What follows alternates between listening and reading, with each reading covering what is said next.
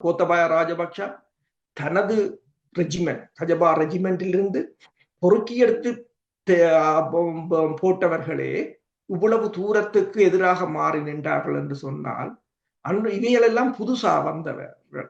அப்ப ஓரளவு இராணுவத்திற்கு செல்வாக்கு இருந்தாலும் அது ஒரு நம்பிக்கைக்குரியதாக இருக்காது. இப்ப பாத்தீங்கன்னா ரணில் விக்ரமசிங்கா இந்தியாவில் நிற்கிறார், அடுத்ததாக நேபாளத்துல நிற்கிறார். நேபாளத்துல போய் சொல்கிறார், நேபாள பிரதமர் சர்மா ஒளி தனக்கு தன் ஃப்ரெண்ட் என்று சொல்கிறார். இப்ப நீங்கள் பார்த்தீங்கன்னு சொன்னால் படை தளபதிகள் இப்ப வெவ்வேறு நாடுகளை நீங்கள் பார்த்தீங்கன்னா பொலிவியாவை பார்த்தீங்கன்னு சொன்னால் ராணுவ தளபதி தான் அங்கு புரட்சியில் ஈடுபட்டது, அது முறியடிக்கப்பட்டிருந்தால். அடுத்ததாக நீங்கள் சூடானை பார்த்தீங்கன்னு சொன்னால் அங்கு ராணுவ தளபதிக்கும் சிறப்பு படை தளபதிக்கும் இடையில் தான் பிரச்சனை. இரண்டு ராணுவம் ரெண்டாக பிரிஞ்சிட்டது, கடுமையான மோதல் இரண்டும் தான். இப்ப அதிகார போட்டி என்ற துணியில் தான் இடம்பெறுகின்றது. அப்ப இது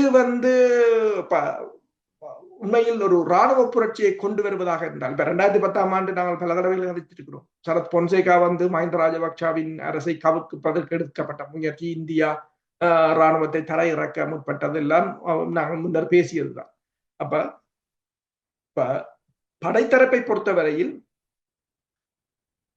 தங்களுக்கு விசுவாசமானவர்களை வைத்திருக்க வேண்டிய ஒரு கட்டாயம் தற்போதைய அரசுக்கு இருக்கின்றது. படைத்தரப்பு மட்டுமல்ல, இப்போது அரசுக்கு வெளியக புலனாய்வுத்துறை, வெளிநாடுகளின் தலையீடுகள், வெளிநாடுகளில் இருப்பவர்களை உள்நாட்டில் இருப்பவர்கள் சந்திப்பது. இப்போ உதாரணமாக பார்த்தீங்கன்னா ரணில் விக்ரமசிங்காவின் சுற்றுப்பயணங்களை எல்லாம் பார்க்கலாம். எல்லாவற்றையும் இந்த அரசு தனக்கு ஒரு ஆபத்தாகத்தான் பார்க்கிறது.